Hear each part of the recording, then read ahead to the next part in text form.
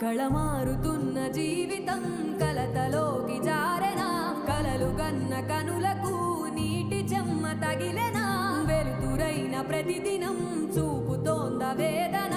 అందమైన బతుకున అలజడి చలరేగెనా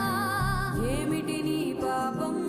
ఏమిటి నీ నేరం చీకటి ముసిరిందే చిటికల్లోనా తీరదు నీ శోకం